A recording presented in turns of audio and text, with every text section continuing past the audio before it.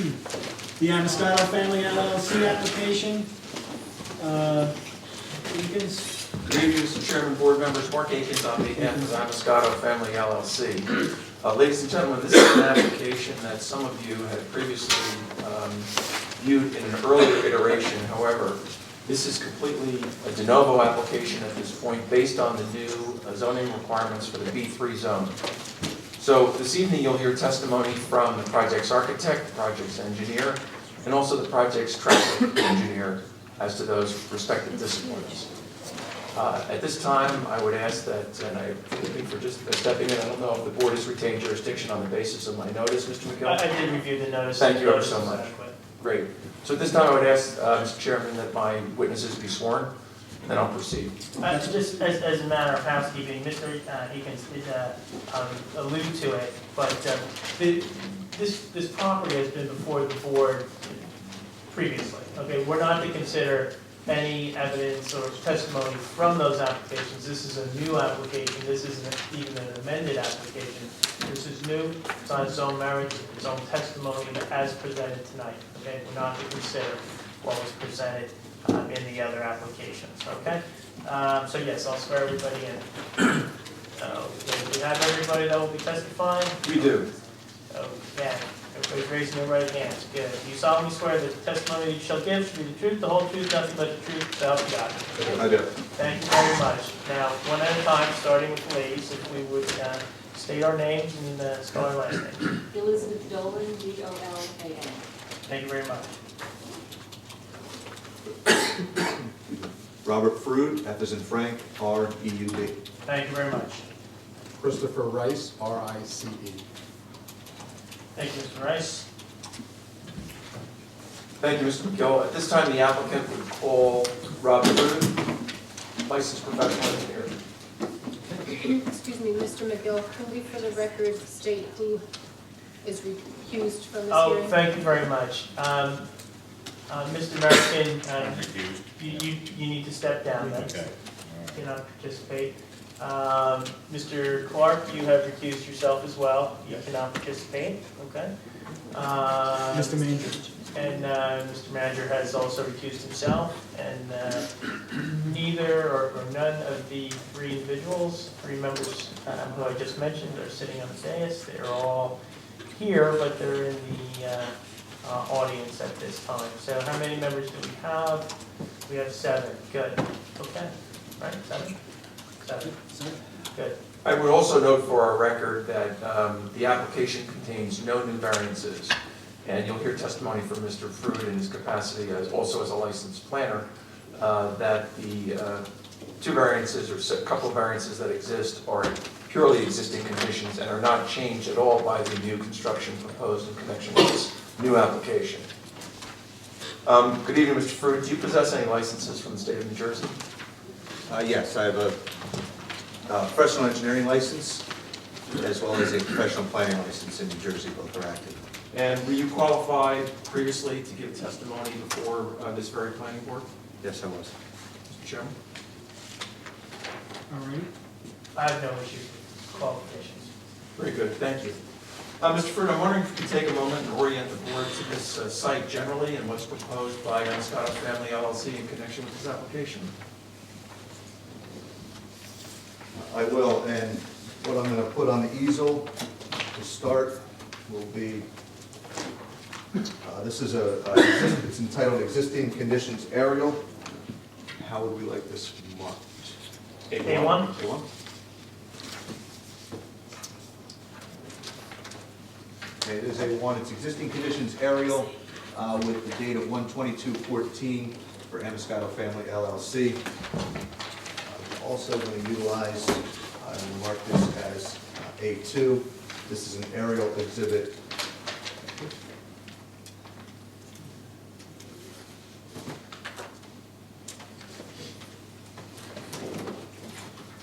A2 is an aerial exhibit overlay with the date of 2/26/14, again for Amoscato Family LLC.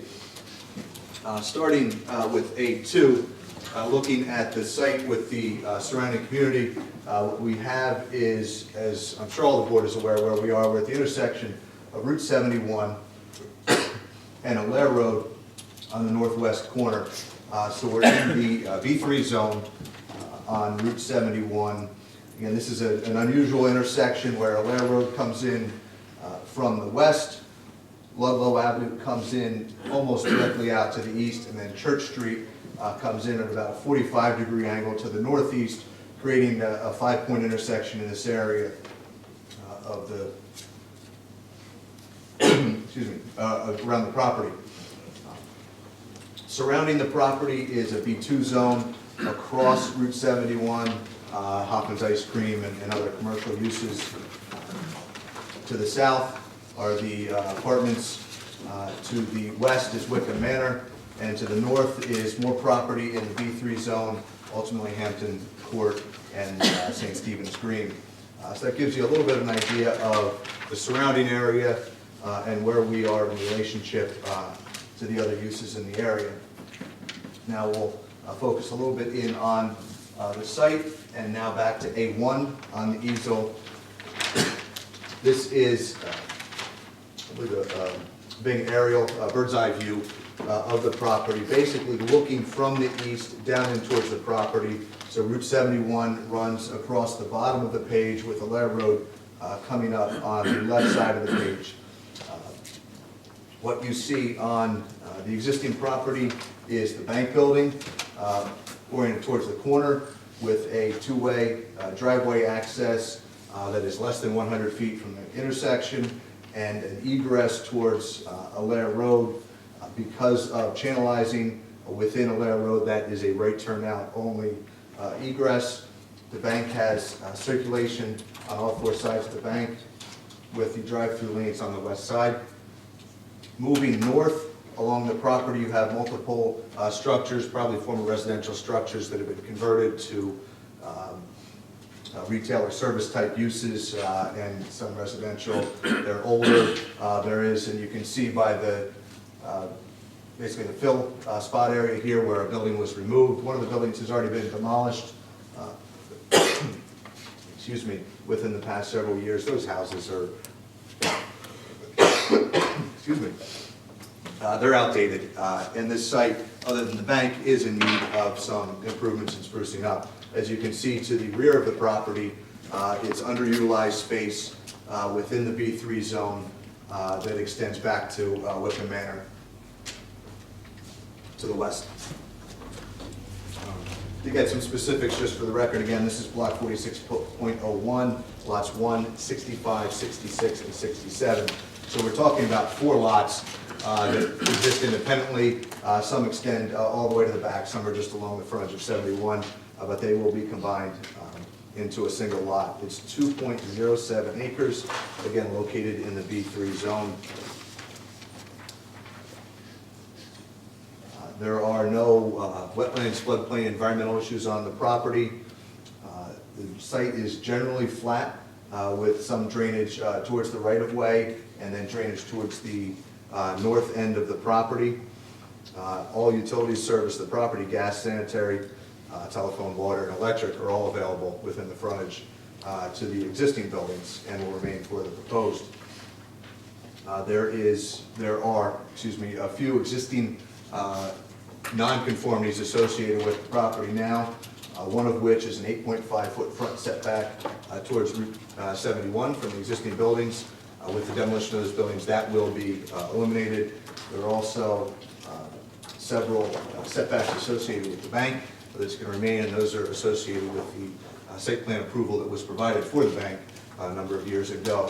And those include driveway separation to the property line and the buffer to the residential. Again, those are existing conditions that will not be changed during the site plan, but we will be supplementing the buffer with additional landscaping.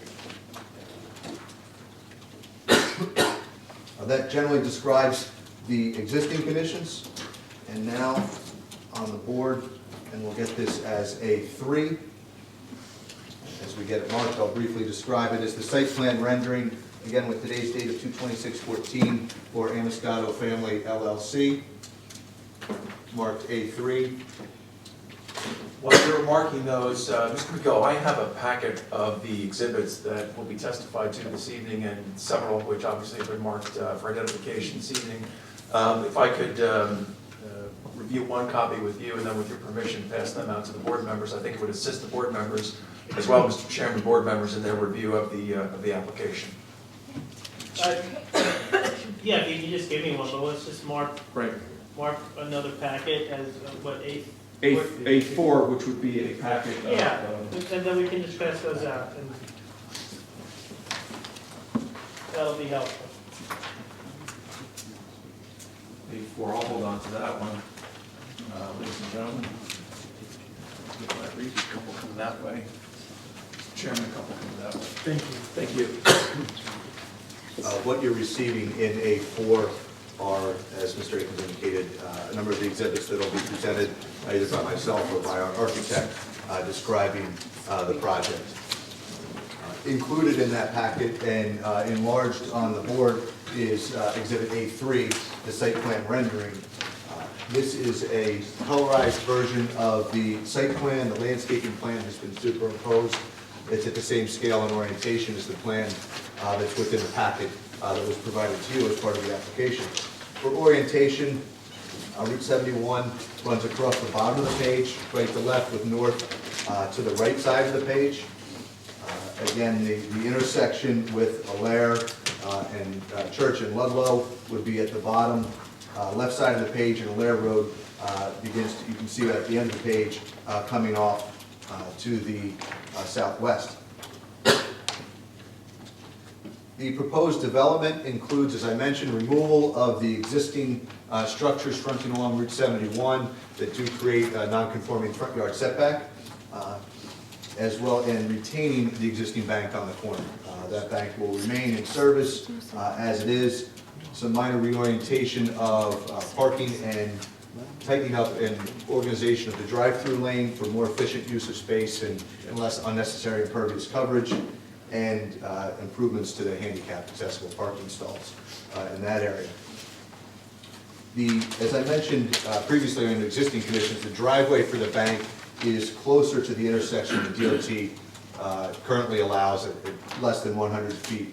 In combining these properties into one project, we're taking advantage of the ability to shift the driveway to the north such that it complies with the 100-foot corner clearance of the DOT. Ms. Dolan, our traffic engineer, will go into a little bit further detail about the DOT access permit and the specifics related to that. But from a site perspective, moving that driveway further from the intersection certainly helps the conditions and also brings it into compliance with the DOT standards. And what we've done is moved it to the north and now combined it so that the bank, we have a central driveway that's 24 feet wide, and then the bank comes in off of that into their circulation pattern with an 18-foot driveway that wraps around the bank and ultimately becomes the drive-through lanes. As I mentioned, tightening that up and making it more organized with less unnecessary impervious coverage. The remainder of the property will be developed in accordance, essentially 100% accordance with the B3 zone requirements. There are no variances required or proposed associated with the proposed development. And what that development includes are two buildings located along Route 71 in the northeast corner of the property and to the north of the main drive aisle. One of those buildings is 3,000 square feet with 3,000 square feet on top. One is 2,000 square feet with another 2,000 square feet on top. So they're both two-story buildings. The first floors are designated for retail use. It's a total of 5,000 square feet of retail space. The second floors would be prepared for office use, and a total of 5,000 square feet of office use. So what we're providing is a total of 10,000 square feet of new space on this property in, as you can see on the artist rendering, what will be some beautiful buildings that will be described in further detail by our architect. The buildings are oriented, again, to the north of the common driveway, so that we have access to the rear and to the parking. They're oriented towards Route 71, compliant with the front parking setbacks, as well as the side setbacks of the property. What you see between the two buildings is a very pedestrian-friendly courtyard area. It'll have a fountain, a few trees in the area. You have the canopy overhangs from the buildings that are going to be out there, and it provides a nice, again, pedestrian-friendly area in this, really this kind of central node within the borough here for activity. There is pedestrian-friendly access between these and the existing bank with the brick paver stamped brick crosswalks, as well as some access from the rear parking at the west side of the development. Again, making this, trying to be very pedestrian-friendly here within the property. There are a total of 73 parking spaces proposed with the development. And those parking spaces are a few more than the 69 that are required by the ordinance requirements. So again, no variances associated with this. And it is, from a bulk standpoint, well within the requirements. Just to give you some perspective, impervious coverage is 75% allowable. We're at 65% of impervious coverage. Building coverage is 50% allowable. We're at 9.6%. We're roughly 1/5 of the allowable building coverage here. And we comply with, in all the new development, we comply with the buffer requirements to the residential. So again, no new bulk variances proposed. The 3 existing conditions to remain are the driveway setback along Allaire Road, 20 feet is required, 8.7 feet exists, and that's consistent with the site plan that was approved previously for the bank. The buffer to the residential is an existing condition, again, was approved with the previous application for the bank and will remain. And the third existing condition, variance condition, would be the freestanding sign where 40 square feet is allowed, and the existing bank side, existing bank sign is 50 square feet, and that is, it will be the same sign. It's going to be relocated slightly because of the reorganization in that area, but it will be the same sign, just reinstalled on a new base. And that is a general overview of the project. So what I'd like to do, and thank you, Mr. Frood, what I'd like to do, Mr. Chairman, board members, is defer Mr. Frood and review of the engineering review letter from Mr. May till after the architect's testimony. If that makes sense, just have a few minutes of the architect's testimony, then we'll be right back to Mr. Frood. Okay. Thank you. Thank you, Mr. Frood. Applicant would now call Christopher Rice, the architect for the project. Mr. Rice, do you possess any licenses for the state of New Jersey? I do. I'm a licensed and registered architect in New Jersey. And have you given testimony before planning and zoning boards in your career? I have. My office is in Seagirt. I've been there an awfully long time. Excuse me, something's going around, I guess. I appear before all boards in this area. I've been before this board a few times in the last couple of years. Chairman, Mr. Gill? I have no problem. No problem. Mr. Rice, well, Okay, great, thank you. Thank you for qualifying, Mr. Rice. Mr. Rice, I'm wondering if you can take a moment and orient the board to your colored rendering, which we will identify as Exhibit A5, if my tally is correct, Mr. McGill? Yes. E5, yes. And if you could please share what that depicts with the board as soon as we mark it. Okay. And A6, thank you.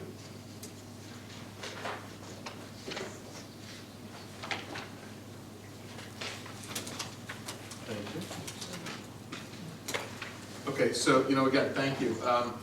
Mr. Frood actually touched on a lot of it. I'll just kind of reiterate, some of the important stuff to me in any case. Like he said, there's 2 buildings. He mentioned one is a 3,000 square foot footprint, the other is a 2,000 square foot footprint. From the rendering, I'll show you the other one in a minute, just to orient you. I know you have these renderings in front of you, I believe, right, on the 11 by 17. This perspective, looking at it with the fountain or the courtyard, we'll say, in the middle, the larger building is on the right, which would be on the highway, and the smaller building is on the left. So hopefully what you'll notice is that what we've done is, and Rob actually said very well, we're trying to be very pedestrian friendly. It's a great site. We tried to situate the building so that it would not only create activity, but we could allow for some pedestrian friendly activities between the buildings. We think it makes for a healthy development. Architecturally, we were going for that seashore colonial. We're doing very traditional shapes and sizes and materials. Ultimately, I won't go too much into detail unless you have questions, but the materials will be very similar to those that you're seeing in some of the nicer homes and buildings in this area. Cedar shingle, we're using some traditional red brick, Not just, Mr. Frood mentioned it, on the pavers for the walkways, we're also using it around the base, the foundation of the building. You can see we have a surrounding porch, again, lending itself more towards that traditional and user-friendly. So, anyone shopping, retail, office, you have an opportunity to get out from the weather, need be. The courtyard, I think, is a great idea, and the way the engineer's office laid it out, it's really accessible from really everywhere on this site. So I'm actually most excited, believe it or not, about the void between the two buildings we designed, but hopefully you'll appreciate just some of the detailing we gave it. We went to great lengths.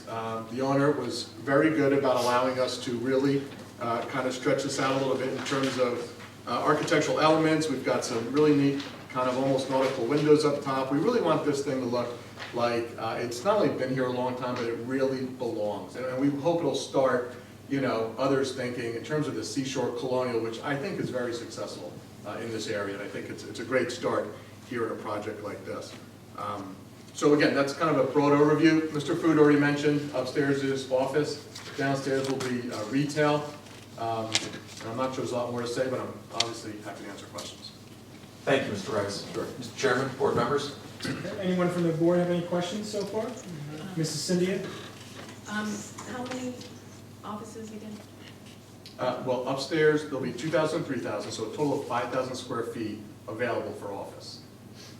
You don't know how? Don't know how many that'll be broken up to. What's your normal experience? That's a good question. I think 2,000 is a good number, and there's 10, so there could be a total of 5 businesses up there. In 5 in one building? No, I'm sorry, in both. Oh, I'm talking, okay, for both. So 2 Yeah. and 3. 2 and 3, right. I wouldn't be surprised if one firm took over the entire 2,000 in one building though, so I would say anywhere from 3 to 6 potential businesses. Mr. Mayor? I have an architectural question. Okay, Believe it or not. good, I'm curious, you got these nauticals here, correct? correct. And why didn't you? That's a great question. Thanks for bringing that to everyone's attention. Because I wrestled with that. This building is larger than this one. Yeah. I had more roof area. I'm very picky about the distances between certain architectural elements. I didn't have that space over here. So I wrestled with it. Thanks for bringing it up. It's okay. They are 2 different sizes and shapes, so we like the little mix there, but that's why. Okay. We didn't think it fit perfectly. You're so. the expert. Yes, thank you. Any other questions? Yes. Patty?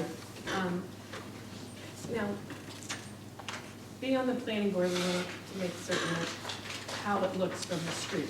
Yes. Right now, everybody's just going to see the side of the building and parking lot.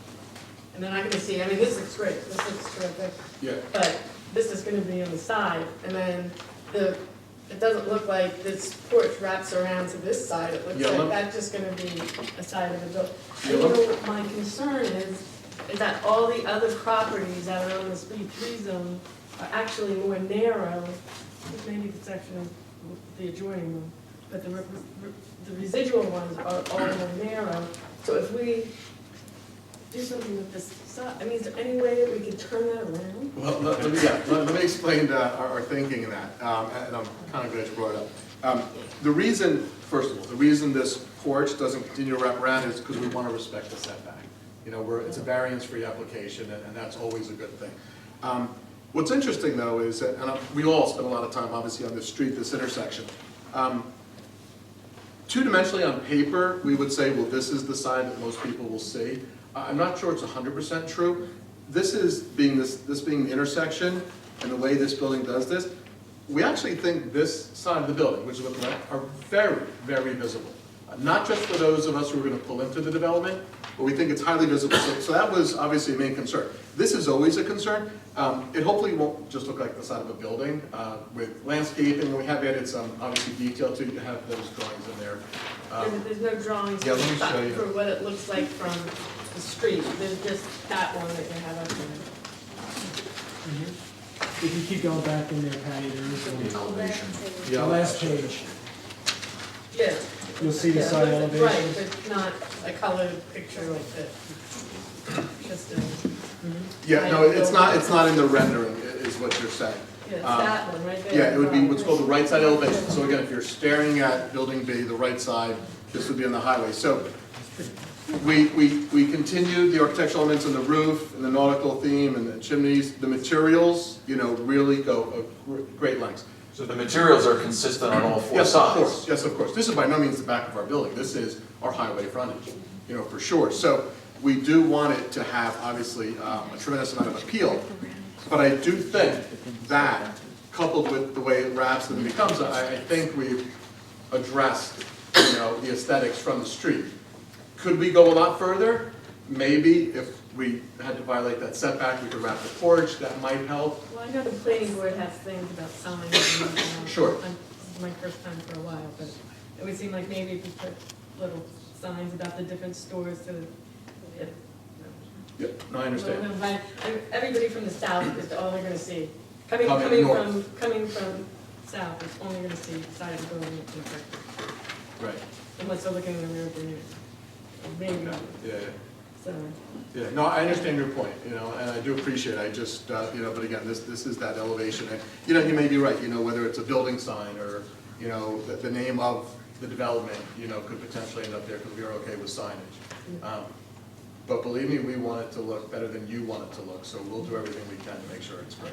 I think the other thing we would say, Councilwoman, is that, once we're up and running, if we find that there's a need for enhanced signage, we could always come back with a supplemental application. But our single mission, which I think has been achieved without exception this evening, is to provide a variance-free application. So, for example, if we were to provide a second sign on Route 71, that's a variance. If we were to provide additional signage on the east, what I'll call the east facade of the building, those are variances. So it may be that we need them, but we didn't start out that way. And I think that's a very important planning point, because obviously we all can agree without exception that it's preferred not to have variances. So we want it to function, we want it to function well, we want it to look well, but right now our goal was a no variance application. Glenn, you had a question? No, actually, it was answered, thank you. Okay. I just wanted, just taking a devil's advocate point of view, if you're heading north, east, or coming west, that's what you're gonna see. True, yeah, actually, oops, sorry. Yeah, I'm sorry, more perspective that way, yeah, correct. Again, the other thing is, and again, it might not be 100% applicable to this project, but we do a lot of buildings like this on highways. A lot of times you don't want a building to look very inviting on the highway. We don't want people to think that this is an entrance. It's more for the retail, it's great. It's windows, it's product, it's great stuff. And it will be nicely landscaped.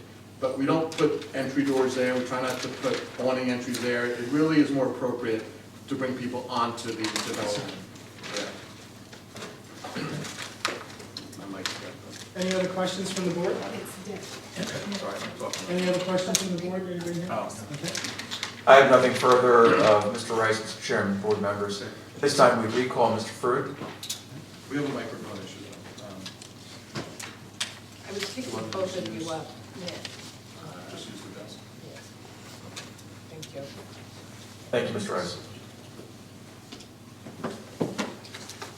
So, Mr. Chairman, board members, when we left off, I had suggested that we would, at this time, we're calling Mr. Fruit, review Mr. May's engineering review letter of January 21st, as well as Mr. Fruit's written response to that. So, calling everyone's attention to those documents, I would ask Mr. Fruit to turn to the section that's identified as 2.0 site plan review, and start from paragraph 2.1, if you could, please, Mr. Fruit. And to help with the discussion,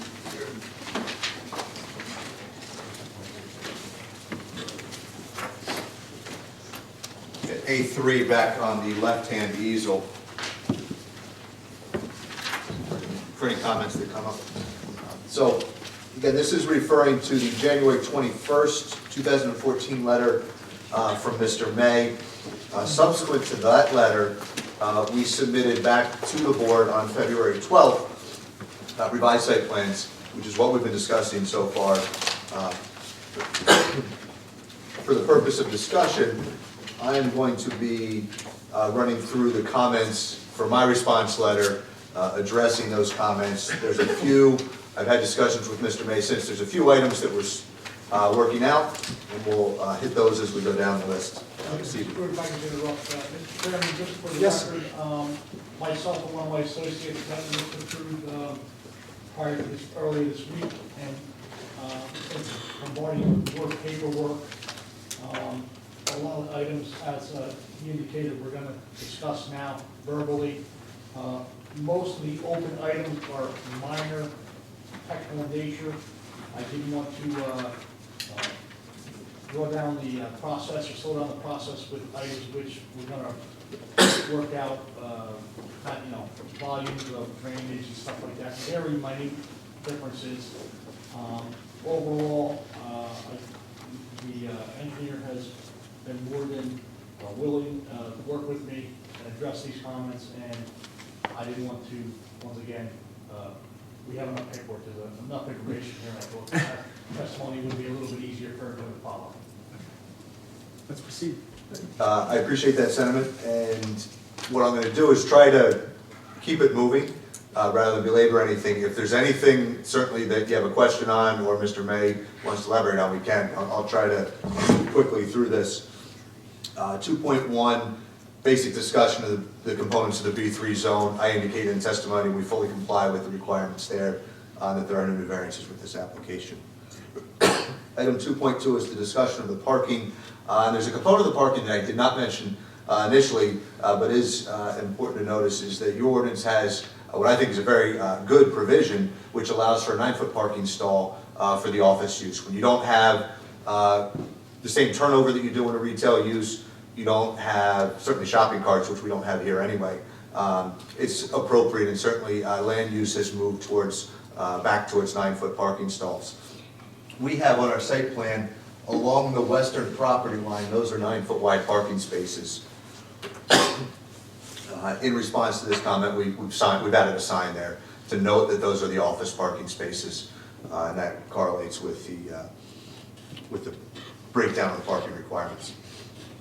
Item 2.3 has to do with some grading on the, we'll call the northeast side of it. It's the north property line behind the buildings. There is a retaining wall there.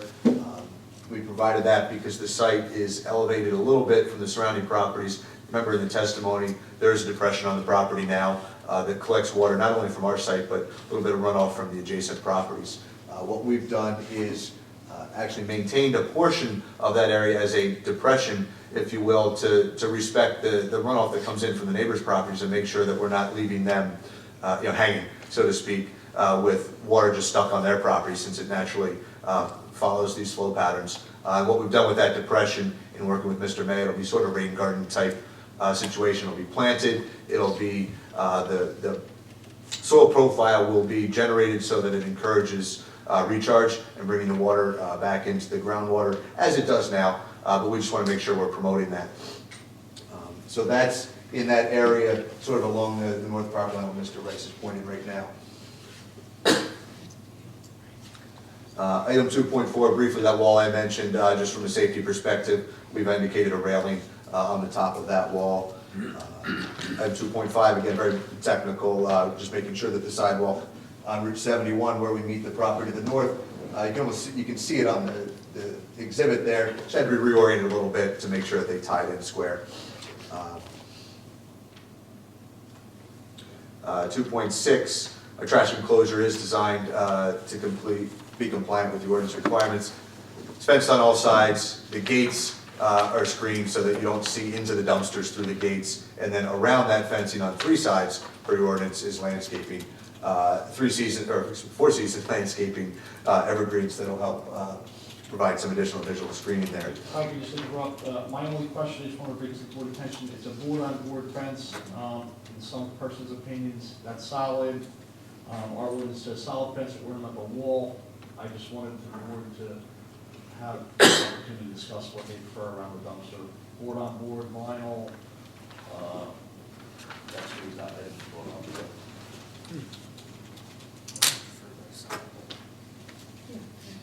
I think the board would probably prefer the solid board. In vinyl. Solid board Vinyl. in vinyl. I'm sorry, you want the vinyl? Okay. So noted. Item 2.7, emergency vehicles, and I have some additional exhibits that'll help run through that. And this not only is item 2.7 here, but addresses some of the comments from the fire marshal with regard to emergency vehicle circulation. May we mark that as A7, please, Mr. Fruit? Pull that emergency vehicle template. What's marked as A7, in the site plan package that was presented to the board, there was a fire truck circulation plan. This is a slight modification to that plan. In speaking with your fire official, he was able to dig up some specs on the actual vehicle that Spring Lake Heights has that might be responding. Excuse me. And the specs on that required some modified circulation. And as I'm standing next to A7, coming in to the site, no problem turning in. A right turn in means a left turn is even easier coming in. It circulates around both sides of the buildings with no problem. So its entry into any situation on site is without problem. On the exit movement, they'll make one secondary turn backup movement just to navigate through the site and get out. But again, that would be after any emergency. And you're aware that you have to comply with the fire marshal's request for a hydrant to be placed here? Yes. Do you know where you'll be placing that? Our estimation, we would put that just in the right-of-way, right behind the sidewalk, so that it's then available along the frontage as well as to the site. But we're certainly happy to work with the fire marshal to take Mr. satisfaction. Mayor, that's acceptable? Yes. Can I ask one question on, it's not exactly an emergency vehicle, but where exactly is the loading zone for the, There is not a designated, that's a great question. For these types of buildings, we typically don't, and your ordinance does not require a designated loading zone. And the reason for that is the types of retail uses, the types of office uses that would come here aren't gonna have, it's not a supermarket, it's not a major use that's gonna have major deliveries that would require a loading zone. Unnecessary additional impervious coverage. The typical deliveries for these types of uses, they're gonna move in and move out, say from the office space with a box truck type thing.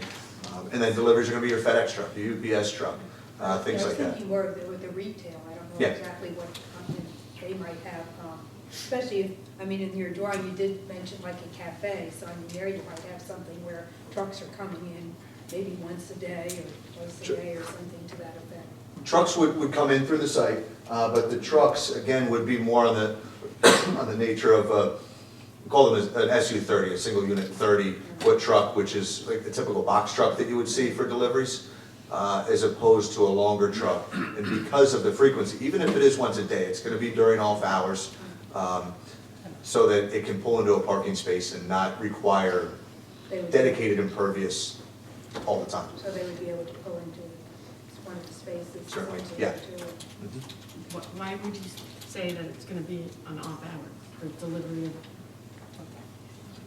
merchandise or things? Typically, when a retail store is at its busiest, you want your staff and your personnel tending to customers for the best customer service experience. So if you got a delivery during the middle of your busiest time, it would upset the retail. So we're gonna try to schedule theirs during the mid-morning, mid-afternoon, depending upon the retail use. If it is something that's only open after 11 o'clock, they might come in at 10 o'clock, just before they open. But typically, you don't want to disrupt your busiest times of customer use. Any other questions, please? Here? Mr. Mayor? I have a couple of questions. On the mock-up there, it was an earlier one, there was part of the parking lot in the bank that was shaded differently from the rest. Why is that? We're gonna, if we can proceed through the letter, we're gonna get everybody there, yeah. 2.8. Yep. 2.8, and we have verified by notes on our plans that all of the signs will be externally illuminated for the ordinance. Item 2.9, there was a minor conflict between some utilities and some landscaping that's been clarified and modified on the plans to address that. Is that correct, Mr. Mayor? Yes, sir. There you go. Item 2.10, Again, clarification on the sanitary sewer, there were notes of a 6-inch and a 4-inch. Everything will be a 4-inch sanitary lateral, which should be sufficient for the types of uses that are proposed. And that's so noted on the plans. Item 2.11, again, clarification of the water service, the 1-inch service, because of the uses and the size. We do not believe that sprinklers are required here, so we're not at this point proposing sprinklers in the buildings. Therefore, the 1-inch service that exists now that would be reused is sufficient for the domestic service demands of the buildings. 2.12, regarding the building mounted lights that are on the sides of the building. They are all downward focused lights to make sure that we don't have glare. They don't have something old style, floodlight or light on the side of the building that has a forward throw and will provide nuisance glare. And where possible, use shields, and obviously landscaping helps obstruct the light as well. Item 2.13, and I think this is, Chairman, where you were going with your most recent question. In the, we'll call it the southwest corner of the bank, you do see a lighter shade of pavement. That is existing pavement. The entire rest of the development is new pavement, either by virtue of its new parking lot, it's regrading in and around the drive-through for the bank, where we're required to have new pavement. On the, excuse me, on the south side of the bank, or the southwest side of the bank, from a site design standpoint, from a grading standpoint, it's not necessary to repave that. We've done some site inspections, we've certainly spoken with your engineer. We have noticed a few areas of depression that will need to be corrected out there. Otherwise, the pavement is not cracking and not creating any safety issues, other than, as I mentioned, there is a trench where a sanitary line was put in that we're going to correct, and a small depression in the front parking that creates some ponding. Otherwise, that pavement's in good shape. My concern on that, I think I may disagree with you that it's in good shape only from pictures I've seen of it, and I have pictures with me. There is a spot in the front of that bank where you have a depression that concerns several parking spots. The trench that runs up along the drive-through is significant. And if you earlier testified that the properties are being combined into one, and you yourself said it was in need of sprucing up, why wouldn't we just do the whole thing? As I tried to aesthetically, I think it would improve the look of the newer buildings, the older building. It would really tie it in very nicely. I think it's a fair point, Mr. Chairman. I think one of the things that the applicant's concerned about, though, is we've got, on the one hand, we've got 2 new buildings that don't have tenants. On the other hand, we've got an existing bank with ongoing operations. So maybe what we could do is work with Mr. May in terms of developing some kind of a phasing plan. Provide that if the conditions in his judgment require repaving rather than the repairs that the applicant has proposed, we would agree to do that repaving with an understanding that perhaps there could be, again, some kind of a phasing and respect for the ongoing operations of the bank, which obviously is a concern for the applicant. But you would stipulate and agree to repaving that in a phased-in plan. Right, if Mr. May required that, and, based upon engineer to engineer and on-site agreement. My view of it is aesthetically, we're gonna have 85% of a brand-new parking lot, and what looks to me about, 15% of that area would be old.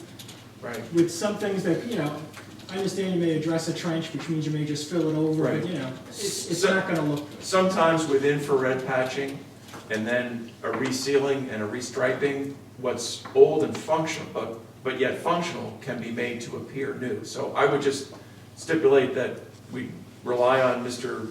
May's, If I may judgment on that. I did make the comment, I had visited the site. It's my opinion that we replace the system. The trench is significant, and so we avoid future,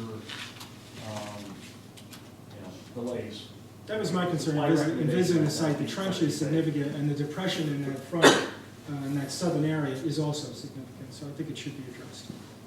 If that's his opinion, then we'd abide by it and just ask for the opportunity to provide separate bonding and a phasing plan as to the actual execution of that. I understand that, that's a rephasing. reasonable, Well, along with that thought, I would also, when we go through this testimony, also discuss, should this application be favorable and be voted, if you would have a moment to talk of what your plans on with the existing buildings, you plan to knock both down, one down, those sorts of things, I think we should also, just put in the back of your head as we're going forward. We provide a demolition plan, again, the demolition certainly would have to be, bonded as well.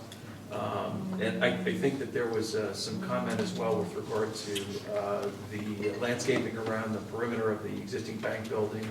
The applicant would stipulate to working with Mr. May on that. Mr. May had also shared concern about a couple of leaning light posts of the bank along the 71 Allaire Road perimeter. We'd work with Mr. May to identify those and would make sure that those are shored up and or matched what's proposed to be new at the balance of the site. only because I do know one of them is leaning and the bottom housing is in complete Right. Right. Well, disrepair.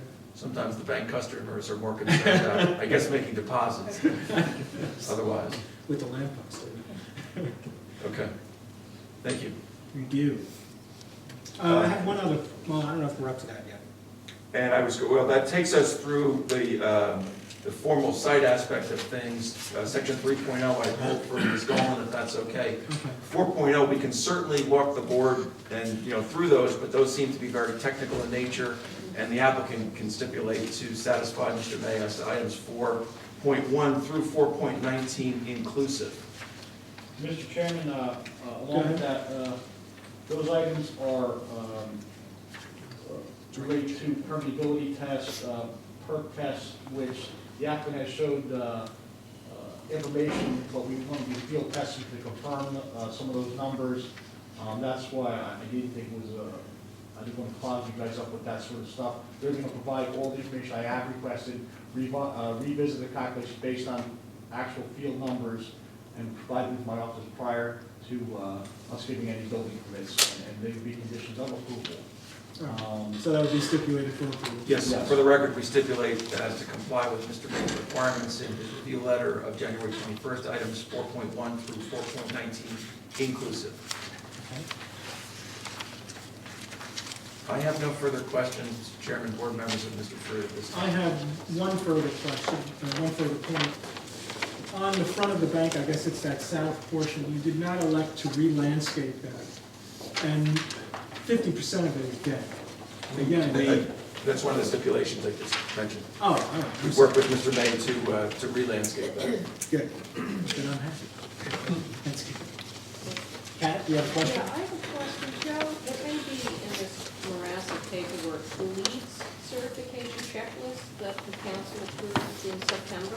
I don't see it in my packet. I was interested, because I heard the gentleman mention about rain gardens and the potential for adding rain gardens. Yes, that was something that was discussed last week. It's not in your packet, but I will have them provide that Okay, certification but did they do prior. that checklist for the? It was not included in as part of this application, but we will have that provided. Okay. Typically, what happens is, once the project does get approval, we get that certification for our file. It's kind of a relatively new process, to be quite honest with you. Yeah, The architect will then clarify building materials, energy efficient units, air conditioning, so do lighting. we see that before approval, though? Do we see the Well, completed checklist before the approval? It's not a requirement so much as it is a benefit to the community. Yeah. We can't enforce needs. Yeah, no, I know, I just would be Certification. interested to see what they're doing as far as energy If the applicant wants to take a moment to efficiency, discuss any of those, Mr. Rice? as far as energy efficiency and, Yeah, we're gonna meet all of that. I mean, it's almost a standard, I should say, these days. Just like with residential homes now, some of the architects provide me, it's gonna be LED lighting, stuff like that. Most of it's up to the code. Anybody else have any other questions? Mr. Chairman, so we should put a condition in any approval that they comply with that section of our ordinances? Yes. For the lead certification? For lead certification.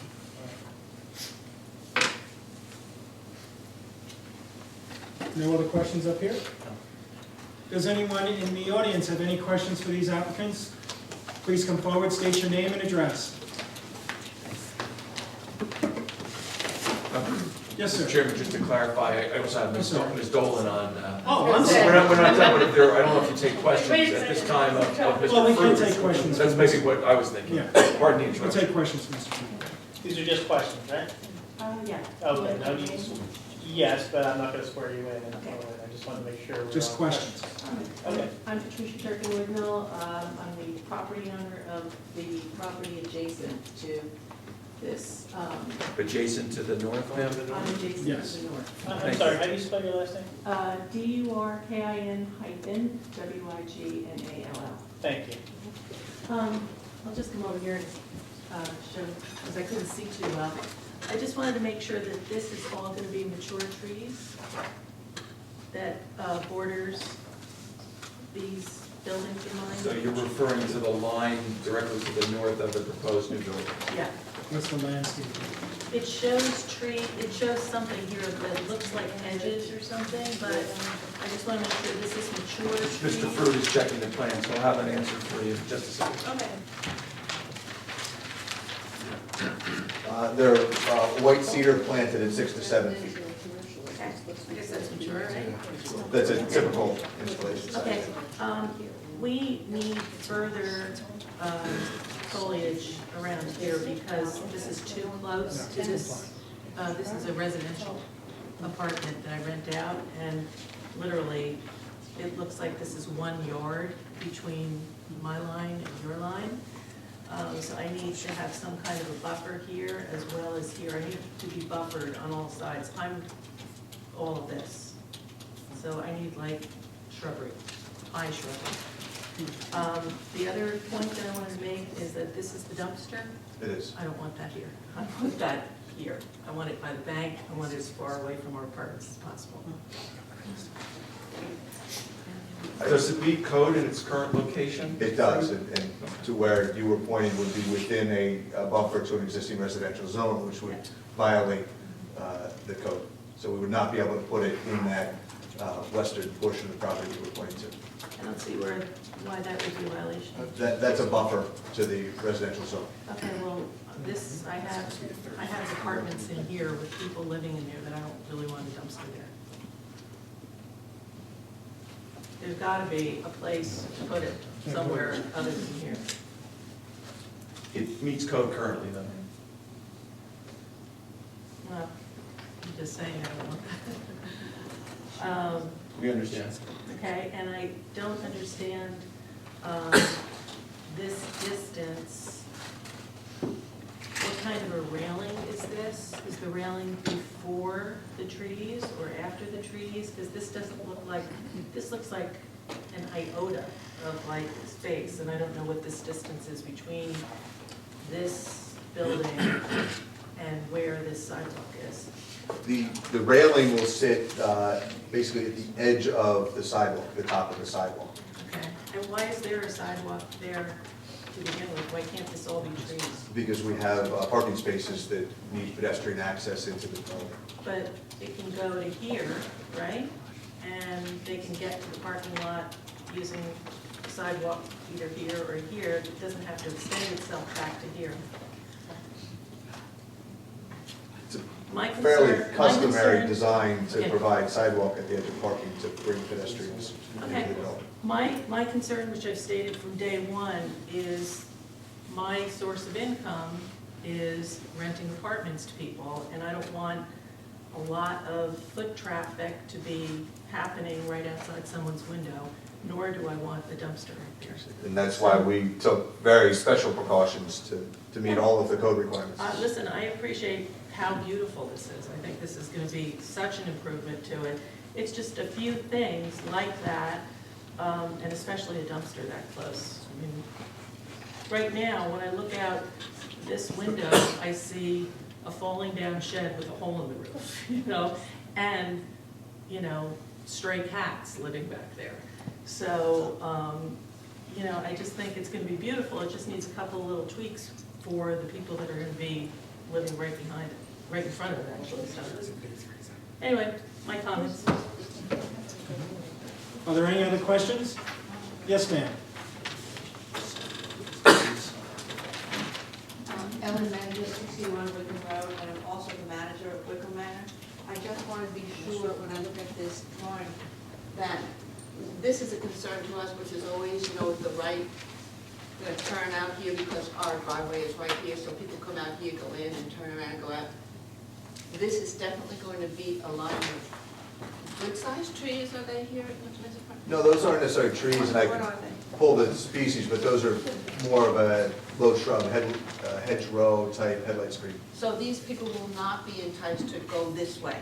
They will definitely. The intention, and then, Is sorry, to come- cut you off. No, I mean, the traffic flow is to point them out here, not to let them go here and add this flow onto our flow. The primary intention, correct, and that's why I mentioned, we're moving the driveway a little bit away from the intersection to make it a little bit more easier flow in and out. Okay. But yeah, the intention is to have the And we full would, traffic. all of this going here would be a nightmare for us, but I see that if this isn't truly there and they can't go through there, that's fine, we will just deal with it. It would be a definitely more circuitous movement to wrap around the back to get to the Okay. driveway.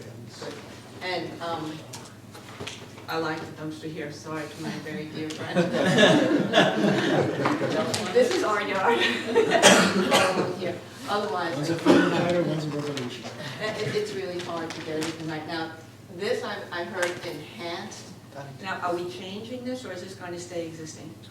What that is, and what we've shown there are some additional evergreen plantings. The mature trees that are, They are much more familiar with it than I am, obviously, but some mature trees in there. There's also a lot of viney growth and Right. it's just, you know, it's old, it needs to be cleaned out. We're gonna clean that out, we're gonna leave the mature trees, Oh, you will leave? and we're gonna supplement it with those additional evergreens. Because we're not modifying that curb line, we're Right. not gonna be damaging the root system that'll jeopardize those trees. So they're So we your expect that trees. they'll be fine. They are falling on us and we are cutting them.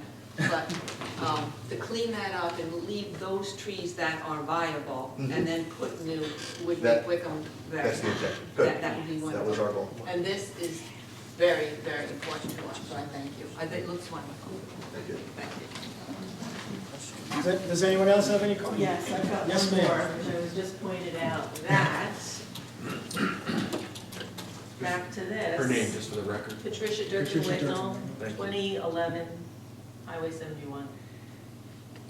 This sidewalk and this railing is within the buffer. Is the buffer not supposed to be 10 feet, right? Well, no, the buffer is between the commercial and residential zone. And then the 10-foot setback that you're referring to is the parking setback. So the 10-foot setback Is to the- includes, That's to the parking space. That's to keep the cars 10 feet away from the but property. if within the 10 feet is a sidewalk and a railing, correct? And that's permitted by the code, correct. Okay. And how wide is the sidewalk? At that point, it's probably 6 feet. So it's like 2 feet on either side of a buffer, right? I mean, 6 feet and 4 is, this seems, my opinion, I would like this to go. Does the sidewalk meet code, Mr. Fruit?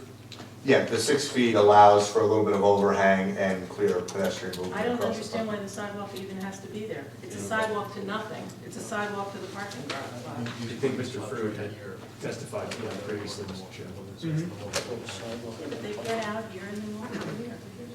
I mean, it just seems like this sidewalk is nothing, and it's nothing but, Now, do you have a question? Yeah, I have a question as far as, I mean, when I'm in my residential house and I have a 10-foot side setback, I'm not allowed to put anything here. So I'm questioning whether or not we are allowed to put a sidewalk. You're not allowed to put a driveway? Doesn't apply. Doesn't apply. Yeah, I think the confusion is there's a suggestion or an inference that the neighbor's property is a residential It's zone, not. but it's not a residential zone, so residential standards don't apply. She's a residential use in a commercial zone, commercial standards apply. So what's the setback for a commercial? property? It's a 10 feet, I'm sorry. I mean, there's a setback for side to side. You There's no put two residential, two commercial buildings right next to each other. Yes. All I'm saying is, it's unnecessary, in my view. I mean, I think you get your job done by this sidewalk. I don't know why this has to be here. And this, taking this out, makes me very happy. It's like it keeps these people happy, it keeps everybody happy, the trees are in there, these people park their car, they walk out of here, they go to their cars over here, they do whatever they want to do. They go to their dumpster over here, they leave me alone, and done. I just think this can be, and I don't know. But you do understand that it does conform to the code? I understand it conforms to the code, but like, a lot of things don't have to be. I mean, they can just, why is there a sidewalk there? A sidewalk for nothing, you know? So, that's my Is there any opinion. way you could revert that sidewalk somewhere else? I think the sidewalk, Mr. Mayor, provides access to the vehicles that are parked along that. And I think without that sidewalk, you have folks walking, you know, in a parking lot, which from a public safety standpoint, and from the property owner's standpoint, is far from ideal. But as mayor, I want to keep all the residents happy. Right. And we all want to be good neighbors. And we got the first resident angry already. Well, I don't know that she's angry. I think she's made a suggestion, and we've confirmed that the plan is 100% compliant, Mayor. Yeah. But Joe, now, even though it's compliant, is there anywhere else on that property that dumpster could go and still be compliant? Good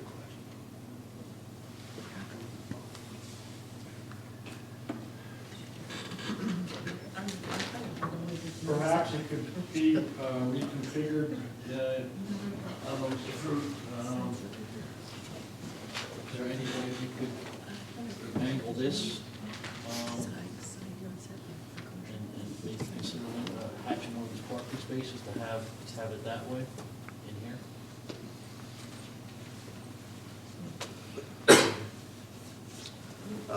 We're looking, I guess, in the, just, for the record, I'm just looking in this area here. It's still commercial. It's outside the buffer. it becomes, and this is certainly from the applicant standpoint, from an operational standpoint, there's a balance between the location of that dumpster, and trying to respect the neighbors, obviously, but the location of that dumpster and the proximity to the uses that are utilizing it. If you're gonna put the dumpster on the opposite side of the property, from the uses, from the retail and the office uses, now you're hauling your garbage out to the far side of the parking lot, it's less likely to be used properly. So we try to balance that and not put it too far from It the might also users. be more visible to the very people we're trying to protect. It would be closer to the residential zone, yeah. On either, yeah, for either. It's, Yeah. It clearly gets moved, you know, much closer to the R5 residential zone.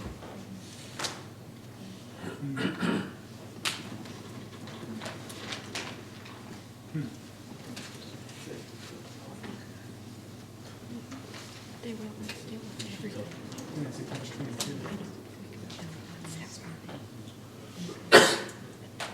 I think at this point, Mr. Chairman, board members, if there aren't any further questions of Mr. Fruit, we call Ms. Dolan. Are there any questions, any further questions for Mr. Fruit? Seeing none. I have Oh, Patty? about the fact that there's, you're not gonna have sprinklers, interior sprinkler system. And is that just because it's not the code? It's not required by code.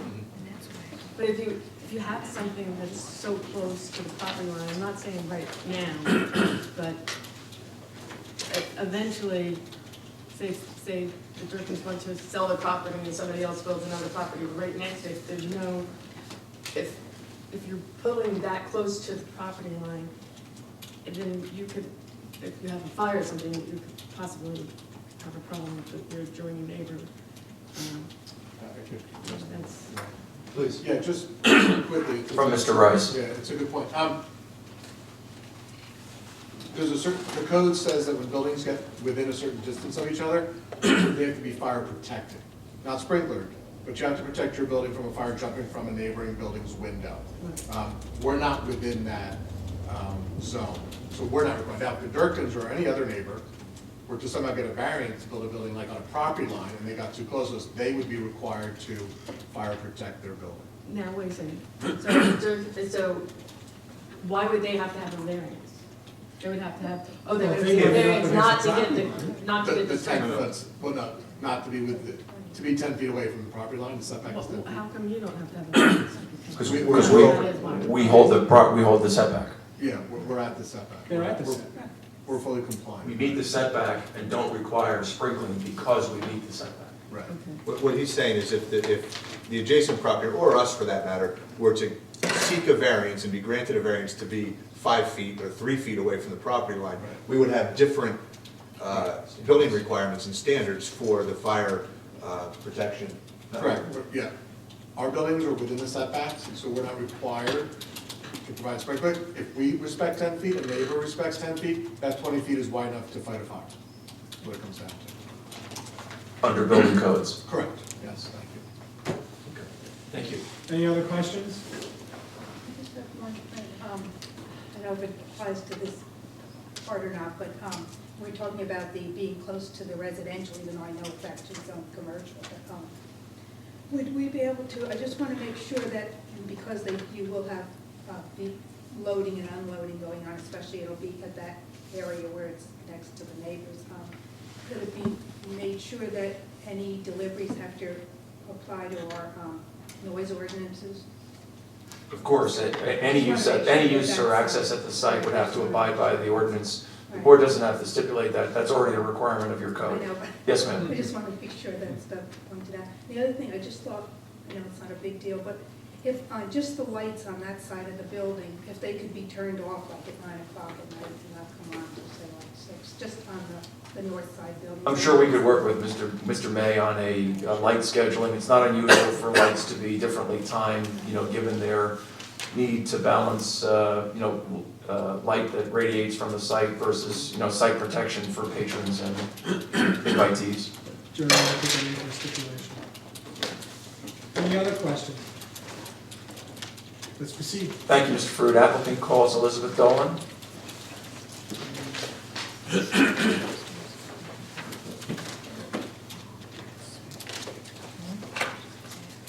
Good evening, Ms. Dolan. Good evening.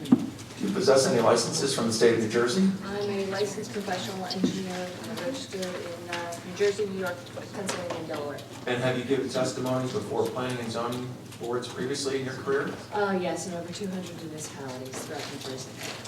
Mr. McGill, Mr. Chairman?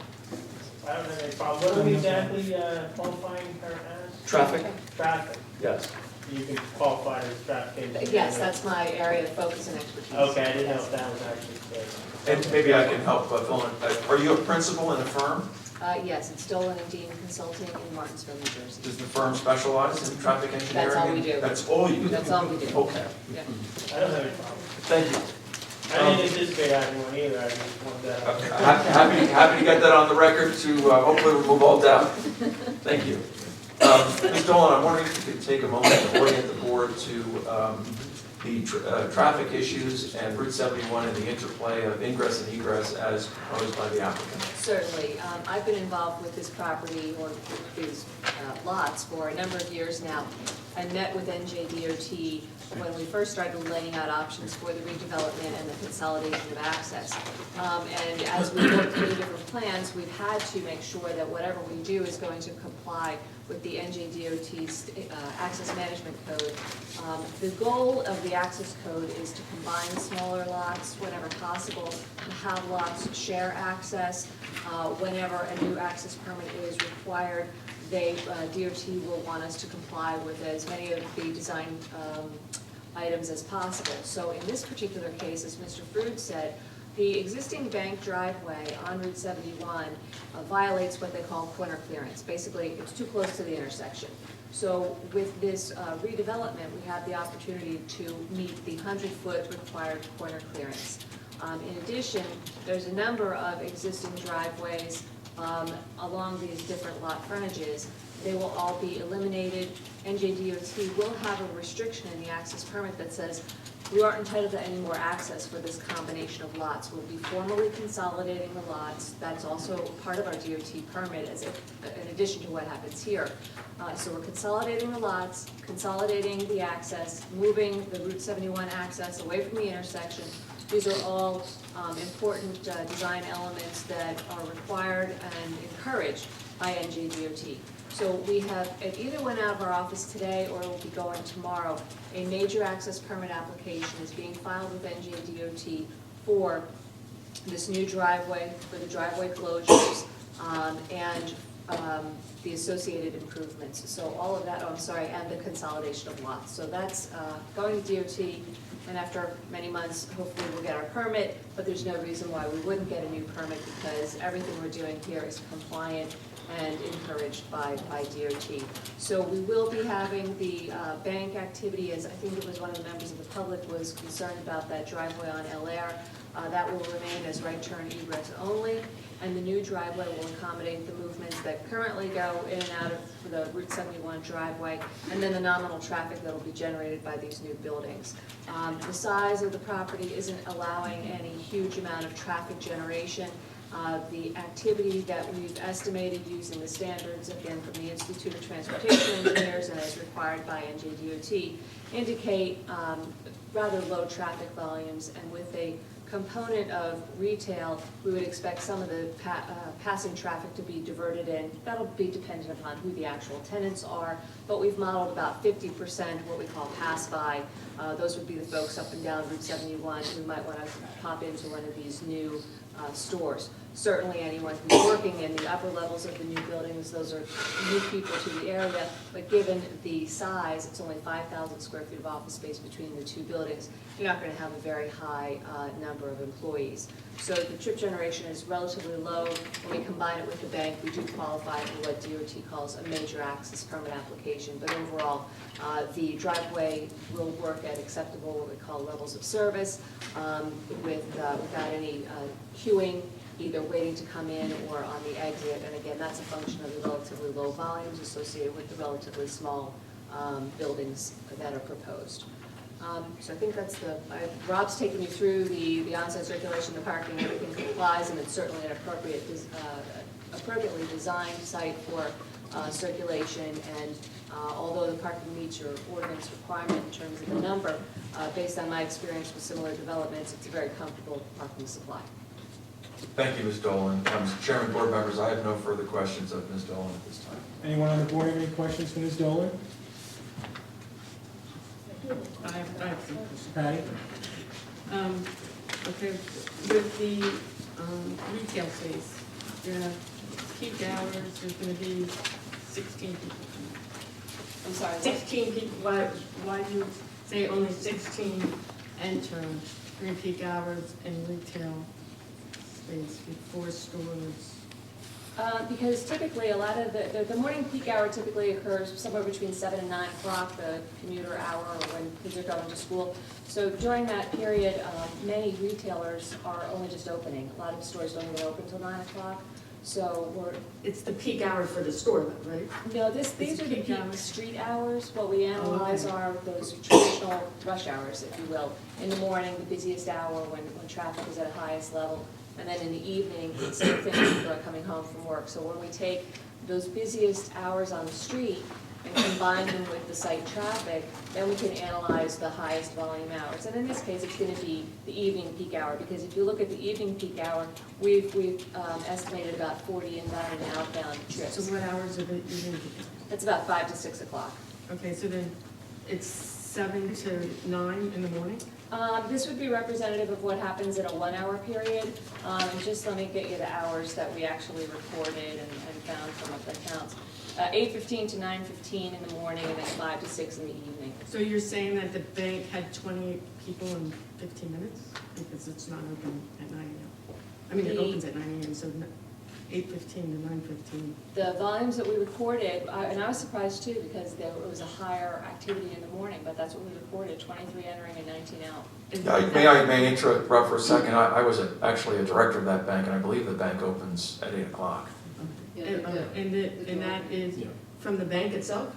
Yes. And the bank gave you their peak? No, we counted. We had people stationed there to actually count the activity. So they actually counted from 7 to 9:30. Maybe we went till 10 o'clock. And then we had someone physically count how many people turned left in, left out, and right out. But you have an active tenant there. You can't just ask them to give you what their peak time, the number, I mean, that's how, when we did the Dunkin' Donuts, they had trip registers. That's Yeah, the well, same. and we've done that in a lot of Dunkin' and other applications too, where you get the number of transactions that occur in an hour. In this case, we were actually there because we needed to count the street traffic too, so we counted the volumes. And when was that? Our counts go back to 2010 when we initiated the study. In 2000, what month? Oh, I'm sorry, December 2010. Okay, so the problem is that this traffic study doesn't address the seasonal. The seasonal would be 3 times more possibly. Well, we did look 3 or at, 4. yeah, right. DOT had some July 2012 data for the intersection of Route 71. So we compared that with our numbers, and I was actually surprised. They were pretty comparable. The only thing we don't have, to your point, is a driveway count for the bank during the summer.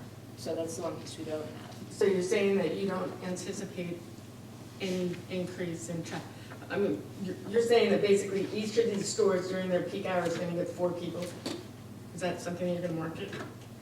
I'm not 4 looking people at this from a during the market. peak hours. One question at a time, please. Just let her ask one question, let her answer one question. The numbers that are shown here when we say 40 in and 40 out, the numbers that are shown for the office space, that comes from a database published by the Institute of Transportation Engineers. So if we take the 5,000 square feet of retail space and we plug that building area into the equations, the estimates that are revealed based on all the data points that ITE has compiled indicate that during your busiest evening peak hour, you might have about 40 vehicles come in and 40 vehicles go out. That would be over a 16-minute, 1-hour period.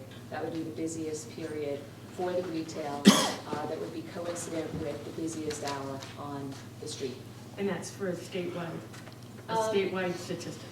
Well, sure, it's a compilation of data from all sorts of retail establishments, and it's then compiled and collated by the ITE, and it's used by traffic engineers as a tool to estimate traffic for new development. And it's an acceptable methodology for doing that, Mr. Holman? And it's required by NJDOT for our access permitting, but it's certainly, that's the recognized methodology. So it's acceptable from your professional standpoint, and at the same time, this methodology is actually required by the New Jersey Department of Absolutely, Transportation? yes. Okay. So when you made the application for the major permit, you had to follow their standards in compiling this data? And in fact, in preparing that application, we didn't give them the bank numbers we counted at the driveway. We went to the ITE publication and used those numbers. They're not altogether different because they're based on, again, the function or the use. It's a drive-in bank with 1 window. So those numbers we used in the permit. So that, on that level, a little bit different set of numbers are used. They're not of any significant swing that it would change the results of our analyses. Or change the criteria of our DOT permit. So on peak hours, you don't feel that, I mean, you feel that there's going to be more people coming to the bank than to the retails in the office space? Well, during the morning peak hour, that's the case based on the counts that we collected. During the evening peak hour, it would look as though the retail would generate more activity than the bank. And at no point during the day, do you feel that there's going to be a problem with the parking space? No, in Because fact, they're the 30 parking, more than the parking ratio that's required for retail here is pretty high. Typically, we max out about 5 per thousand. Yours is 6.5 per thousand for the retail. So it's a pretty high required ratio, and therefore I would think it would be much more comfortable than many parking supplies at other similar facilities. So no, I don't foresee a parking problem at this location. And in addition, the applicant provided additional spaces than what was merely required by Right, I the... believe it's 4 more spaces than Right. the ordinance calculation requires.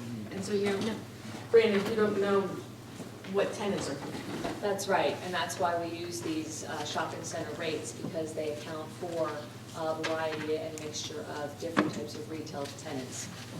But there's still no, I mean, traffic studies that I've seen in time for areas such as ours would have something for off-season versus in-season, in-season. Right, and I did mention that we had compared our off-season counts with counts from July that were on the DOT's database, so we did take that into account. And you feel there's no difference between? Well, the numbers I when saw. we're in season, even though, for instance, Dunkin' Donuts, it's almost 100% more people in an hour during the season versus off-season, but you don't feel Well, that this development will have any? It'll depend upon the nature of the tenants, because some tenants, like a Dunkin' Donuts, attract more traffic from the traffic, in this case on Route 71. So if you up the street, you've got a 7-Eleven. That 7-Eleven is probably more busy during the busier summer months because there's more people traveling throughout the corridor, so they're pulling that traffic off of Route 71. If it's more of a specialty shop or a card shop or something that doesn't generate much traffic at all, it may not see that type of fluctuation. But to your specific point, a Dunkin' Donuts or a real convenience type of use will experience surges, because if the traffic passing by is increasing and they're drawing from that, then sure, their activity will likely go up. Any other questions? You have a question, Eileen?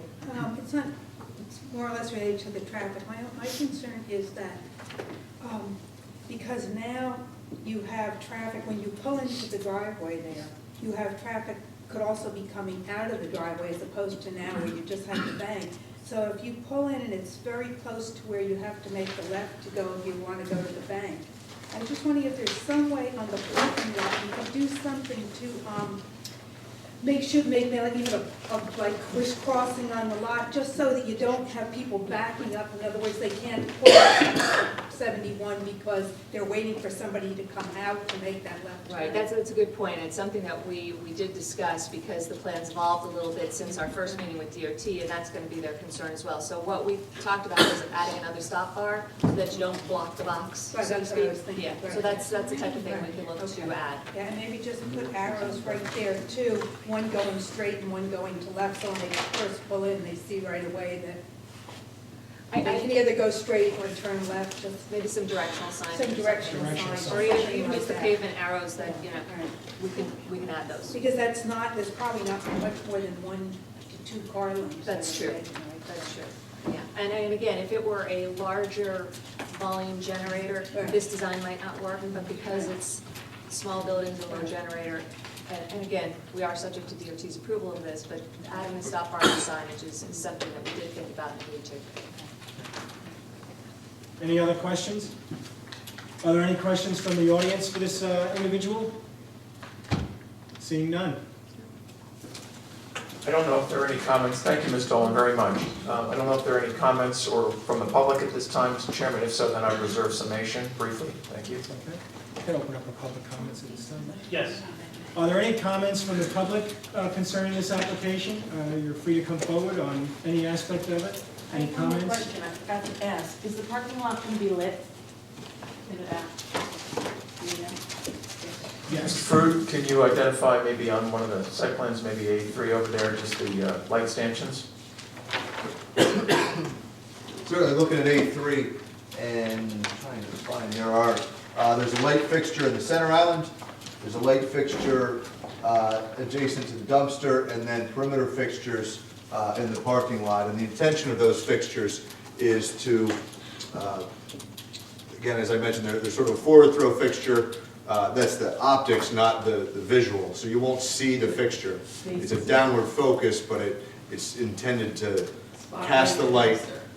No, it's not a spotlight. There's different types of optics for a light. Some spread laterally, some spread to the front. These are more of a forward optic, but that's all within the fixture, so there won't be any glare from the fixture. They're shielded around. It's not a floodlight. It's not a drop fixture where you're going to see that fixture. And our lighting plan that's been submitted does show that we comply with the standards for lighting at the property line of a 1/2 foot candle.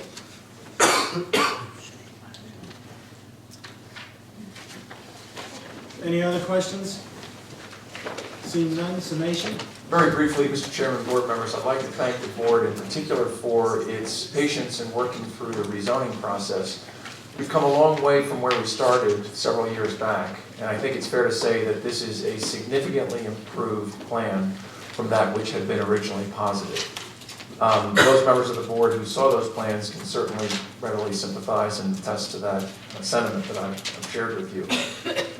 This application, ladies and gentlemen, shows a great synthesis, as indicated by the architect's testimony, for the short colonial style.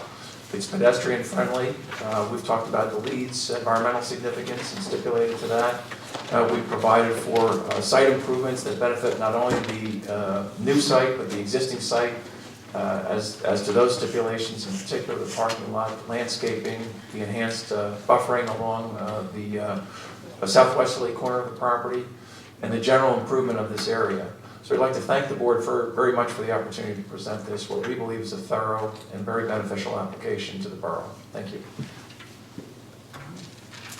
Mr. Chairman, assuming that there's going to be a motion to approve the application, and just if we go over the conditions, Please. the conditions that I have noted include that the applicant is going to pave the entire site at the recommendation of the engineer. The applicant is going to provide landscaping around the bank, including, and particularly in reference to the south side of the bank. The applicant is going to comply with the borough's ordinances pertaining to the LEED certification and provide that to the board engineer. The applicant is going to work with the board engineer to come up with a lighting timing plan for the north side of the proposed building, so as not to unduly interfere with the northerly neighbors. The applicant is going to provide directional signs as may be required on site. And I think as to the paving stipulation, the applicant asked for and the board seemed to agree with, working with the board engineer to provide a phasing plan for the paving. So those are the conditions that I found. And of course, all stipulations that made by the applicant here tonight, including all of the stipulations in reference to Mr. May's letter. Mr. Chairman, if I can interrupt. Please. I want to be sure that annual certification of your filter system is a requirement of the condition of approval. Basically, that's complying with the maintenance agreement that they submitted. We'd stipulate as to that, Mr. May, consistent with best management practices. Add that to the stipulation, George. We spoke that the dumpster would be vinyl fence, inside wood fence. There was discussion about lighting. I think those lights should be made consistent with proposed lighting along the borough lighting, so it's borough lighting along the whole frontage of 71. Including the bank. Including the bank. There's nothing to be done with the dumpster situation in that sidewalk to give a little more relief to the neighbor. I understand it's compliant, but you know, I'm concerned that the nearest neighbor is going to be negatively impacted. Can we ask for or somehow dictate mature trees be planted in that area as opposed to, I don't know what's going on, I think it's Some sort of better coverage, maybe? Yeah. just to start out with a better, Yeah, well, normally we say 4 to 6 feet, 4 to 6 feet by the ordinance, but maybe we could. Well, the problem is the ordinance is put in place so that the applicant knows what he can and cannot design. Correct. And in the absence of a variance that he may be requesting, that may be impacted by that condition, the board really needs to look at an application for site plan approval in the vein, or in the sense of, does the applicant meet the engineering standards design standards set forth in the ordinance. So, you know, if he is compliant, then there's always, I think it has been already done, that you can always ask, but you can't dictate.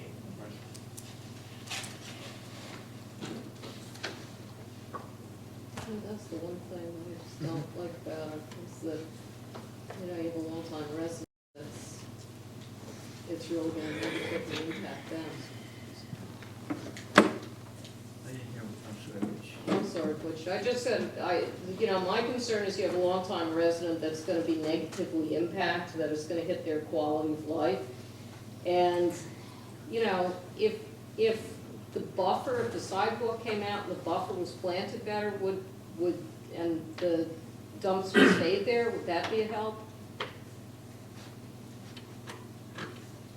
And I don't know, you know, I don't know where else you could move that dumpster to, but I'm wondering, that little jet of sidewalk, if I parked in one of those parking spaces, I'd walk around behind my car and wouldn't even go up on the sidewalk. And I think that's the tendency of most people to walk anyway, so do you really, Les, to Mrs. Wignall's point, do you really need that little spur of sidewalk up there? Sort of, you know, The to sidewalk, fence at the risk of interrupting, the sidewalk is buffered. Yeah, the Sidewalk is buffered. it. Yeah, but not by much, it's in the buffer, and that's the concern. It's by the 4 to 6 foot evergreens. Yeah, just not,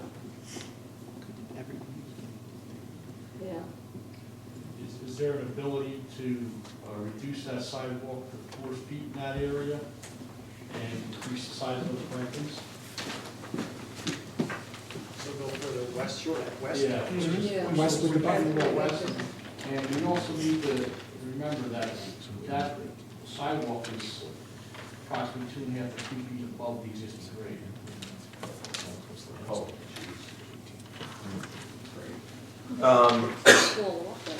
Mr. May, if the parking stall depth is reduced from 20 feet to 18 feet in that area, we pick up 2 additional feet. That would be a design waiver, George? It's a design waiver, not a variance, I believe. Pick up 2 extra feet. What's the standard parking space? The parking stall would be a design waiver. But the standard parking stall is what? Our standard is 20, standard is not 18. Then we could pull that entire width of sidewalk back 2 feet to the west, thereby enhancing, you know, the ability of that buffer to grow by 2 feet. Would that be acceptable? Is that all right? That's acceptable. Might even be able to place, you know, a zigzag road to, you know, further enhance the buffer. That might be a fair accommodation. And that'll mask that, that'll I think that's mask the good. dumpster better? It would definitely be better. It's a little bit compromise back, you know? And the dumpster's fenced, so the dumpster is going to be enclosed anyway, so. Well, yeah. It's fenced and landscaped. Right, it's gonna be Yeah. fenced and landscaped. No, and I appreciate that. Right. And I didn't get a chance to talk about the landscaping, but I like your planting list that was included, because I saw there's a lot of native hollies and things in there, so I don't know whether that was the engineer or the architect, but the landscape plant was really nice, so. So just to be clear, if we reduce the space along what I would call the, I'm going to call it the northeast notch, for want of a better description. Right. If we reduce the depth of the spaces, I believe that's 1, 2, 3, 4, 5, 6 parking spaces from 20 feet to 18 feet, slid the sidewalk in a westerly direction 2 feet, that would add 2 feet to the width of the buffer and thereby allow additional plantings, perhaps in a zig, for want of a better term, a zigzag or an alternating pattern, which would thereby enhance the density of that buffer. All right, we've reached a compromise, I'm Agreed. getting thumbs up and down. Exactly. Sometimes. Can I have a motion to approve the application based on the stipulation? Is there a second? Wait, I have another question. One more. Ms. Dawn, can I ask a question? As far as the fact, can you state in your professional opinion, the fact that we don't really know what retail stores are going in? Do you feel that there is any safety factor, the fact that there's no loading, unloading zone? Oh, for this size of building, a loading zone is not customarily provided, and I don't see any negative impact of approving this plan absent a loading zone. We're not going to be having large vehicles delivered to the site. Again, the building area is limiting the delivery size because they're not going to be receiving bulk items like a supermarket would be. So a zone isn't typically provided at this size of type of development. Any other questions? Mr. Chairman, I just need a clarification because Yes. I was writing all that down as a buffer.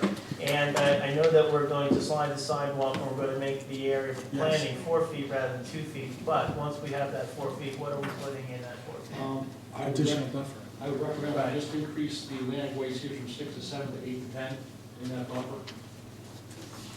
That's something that would consider the elevation difference, it may help a little bit.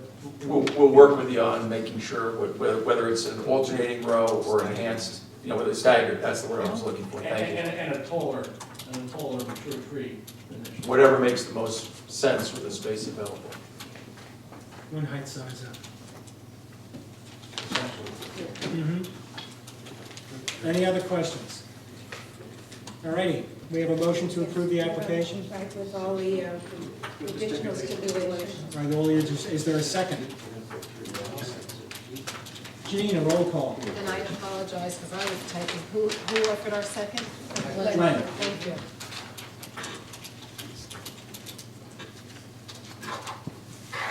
Roll call. Mr. Capristo. Yes.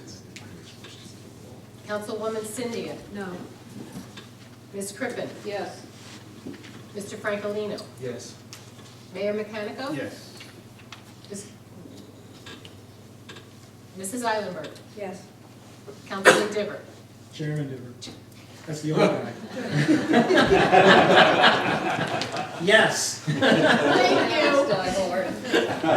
Motion passes.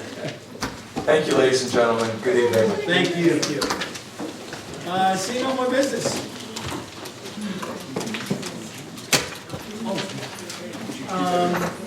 Just a little business for the actual board itself. But before we all head out, I just wanted to add a little feature here. If anybody from the public has a question in general for the planning board that they would like to ask, please feel free to do so now. Seeing none? Motion, I'd like to have a motion, not yet. Motion to put a committee together, I would ask that the mayor, Eileen Eilenberg, and Kat Pippin serve on the committee receiving the RFPs concerning the attorney. Can I have a motion? Second. Sorry, I couldn't hear all of that. The mayor. The mayor, Eileen Eilenberg, and Kat Pippin. Goes around, comes around, right? And a roll call on that? Don't go anywhere yet? Trying to go. Yes, we got a second. Who made the motion in the second? For the committee. Pat made the motion, Eileen is the second. Roll call. Mr. Capristo? Yes. Councilwoman Cynthia?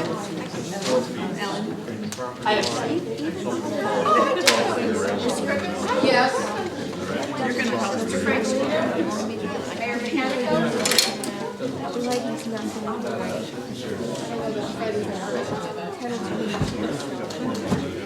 Mr. Major? Fred? Fred? Your vote. Yes. Mr. American? Yes. Mrs. Eilenberger? Oh, okay. Chairman Diver? Yes. Who am I? Excellent. Can I have a motion to adjourn? I'll make that motion. See you. I don't think anyone's going to.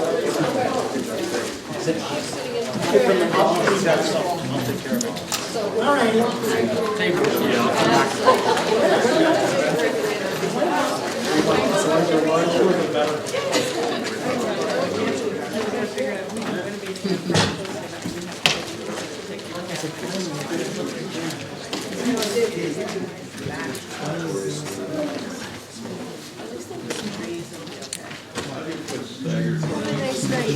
You too, Sharon. Take care.